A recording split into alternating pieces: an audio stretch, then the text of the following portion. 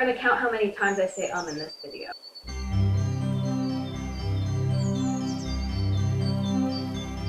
Hello crafters and welcome to my channel, Corvid Crafts. So I like to watch a bunch of YouTube videos and movies whenever I'm crafting, and I wanted to also do that kind of myself, but also talk about my niche interests because I have a lot of things that I like to talk about.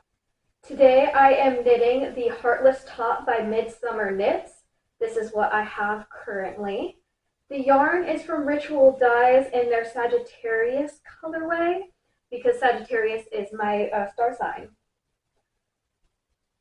So I bought this pattern when that contestant went on Jeopardy and had made one of these, and so Midsummer Knits put on a sale and I snatched one up really fast. You might be wondering why I'm doing a summery top when it's fall and it's going to get colder. Well, I just finished 2 really big projects and I need something easy. This has only taken me like a week and a half.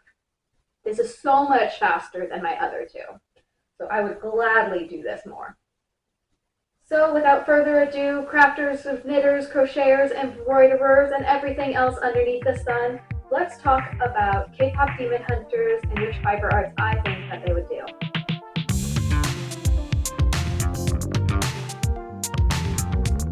A lot of these are based on characters, like their characters. Alright, first up on my list is Rumi. I think that she would kind of like sewing, actually. Sewers kind of, remind me of a little bit of demons, because have you ever like walked into a sewer at 3 a.m. at night where they're kind of like bent, like like that one guy dancing that looks like Willem Dafoe, that stock photo? Yeah, that's kind of what you guys look like when you're bending over your projects. Like, I don't understand how your muscles do that, especially since I know most of you don't stretch like that.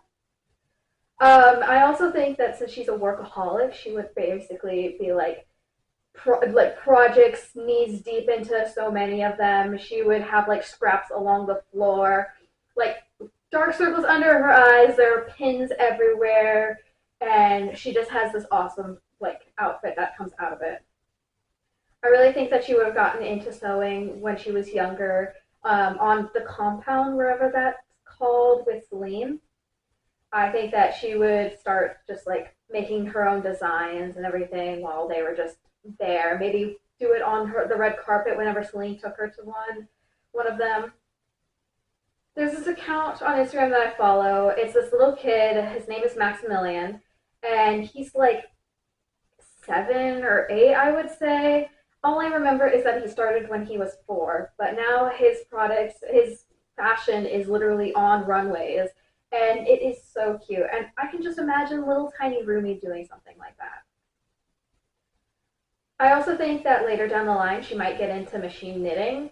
I don't think she would like the constantness of regular knitting, but I think maybe the pattern of just machine knitting, punching out the holes, doing that back and forth, I think that is something that she would probably enjoy. Next up is Zoe. So I have 2 crafts for Zoe. 1 is a crocheter, and 2, a friendship bracelet maker. As soon as I saw that outfit of her with the bucket hat in the movie, I knew that she would just eat up a little crocheted one of that. Like, imagine her having like a granny square cardigan and that bucket hat. Yeah, girl has that. When it comes to friendship bracelets, I think that she would have made a lot of them when she was in high school, and really that loneliness, she would have just wanted to make so many of those for all of the people that she wanted to see as friends. I think that when she first came over to Korea, she would have definitely made one for all of them. And so they definitely have matching Huntrix themed friendship bracelets made by Zoe. And she's not just like the basic chevron kind of girly. No, she's those Pinterest board like alpha pattern-esque. I don't know what they're called in the friendship bracelet community, but the ones where you can like actually make things. My sister did a watermelon one back in the day, and I thought that was super cool. But I think that Zoe would do things like have little turtles in hers, or like all these bright, fun colors. I think that she would have something like that. Next up is Mira. So for Mira, I think that she would like cross-stitching and /or embroidery. Now, I don't know Korean gender roles very much, but I do know American gender roles, so that is kind of what I'm basing my opinion on. And I think that growing up in a strict, very traditional family, they would maybe teach Mira a little bit of traditional crafts such as knitting, embroidery, and all those different things. You know, the girls are better seen, not heard sort of sentiment. But I think after leaving her family, she would still like cross stitching slash embroidery because she just gets to stab something 1,000 times and make something really cool. And I don't think she would like the embroidery that's like flowers and like all these cute things. I think she would like the ones where they have like beads on them. And she could do those little knife charms all over them, and it says something like kill demons. Not the type of patterns I typically will see when beginners are starting out the cross-stitching journey. I definitely have my fair share of cross-stitching stuff where it's all just flowers and bees and hummingbirds, but I like birds, so I'm fine with those. But I think Mira has like edgier stuff that says like kill the patriarchy, live, laugh, lesbian, something funny. Like, all right, next on my list is Genu, and I'm laughing because I have my notes right over there, and my first note is just old man. But for Genu, I said that he would probably like spinning, like yarn spinning. I think I was looking for something that was a little bit older, more traditional and everything, so that's why I think my note of old man is there.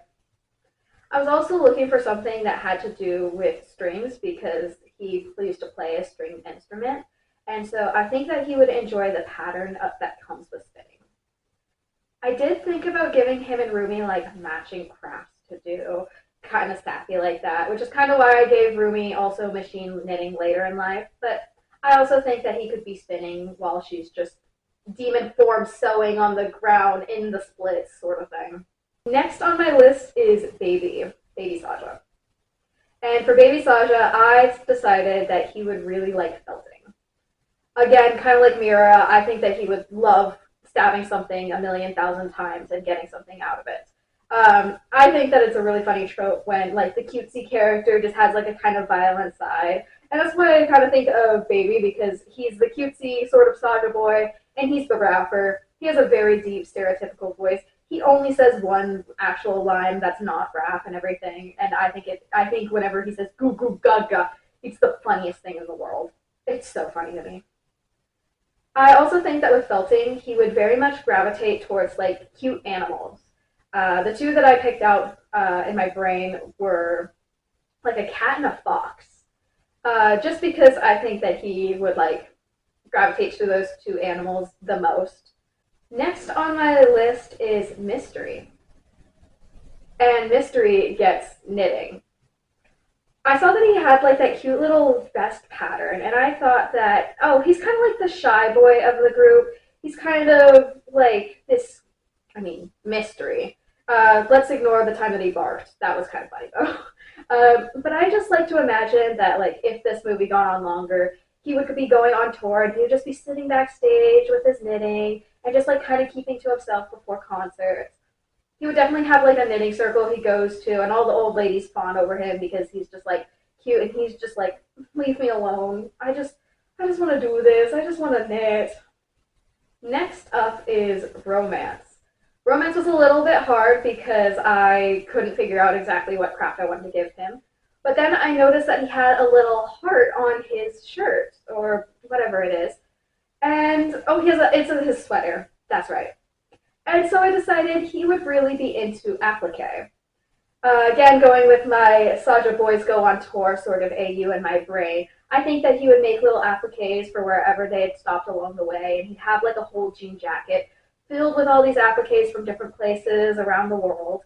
I also think that he would like to mend his other Saja Boys clothes with these appliques, put them like everywhere. Yeah. I think that also maybe like if like high school. Picture this. High school. He has a silly little crush on someone and he gives them a little heart applique and they have no idea what to do with it. I'm trying to pretend these guys are like normal kids, like normal humans, but they're actually just demons.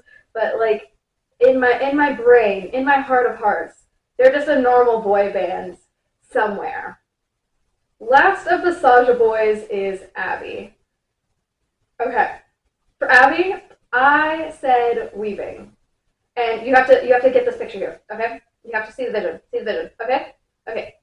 You know that one scene in How to Train Your Dragon 2 when Arid, son of Arid, is like loading a catapult, and Roughnut is just googling all over him and his muscles, and DreamWorks really gets like the muscle jiggling down just right.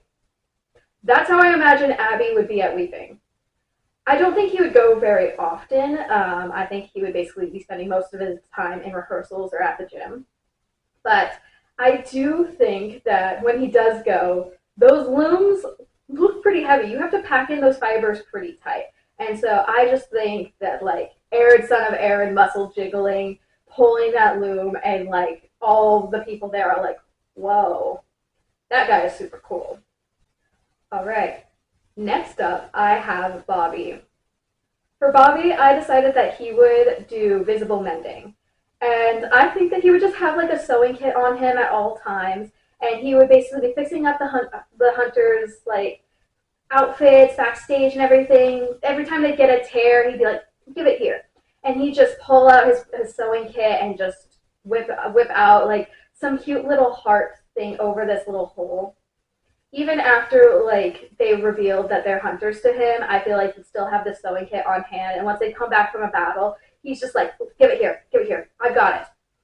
I also like visible mending because like you can see that there's these tears and that there's a lot of love put into them. And I think Bobby does put in a lot of love to his girls. And I think that visible mending would just be super cute and also just like a good way to like show his character. All right, and finally I have Guima.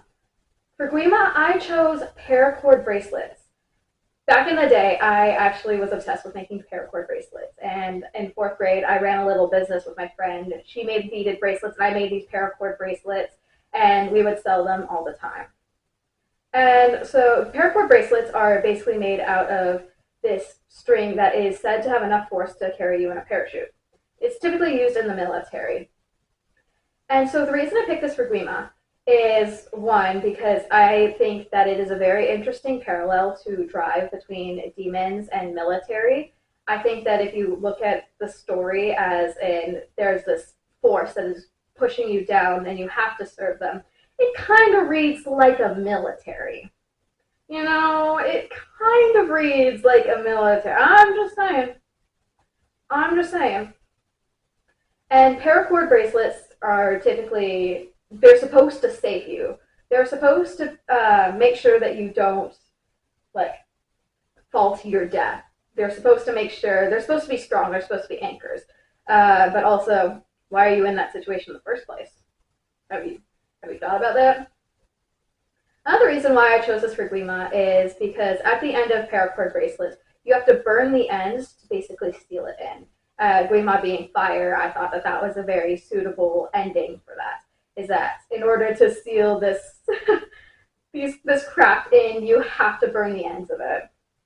All right, my friends, I didn't knit very much of this. I probably only got about 2 rounds, but I hope that you had a very fun time listening to me rant about K-pop demon hunters while also crafting with me. And whatever you are crafting, whether that be knitting, crocheting, embroidery, painting, I see it and I love it very much. I am so thankful that you decided to craft with me today, and I hope to see you next time.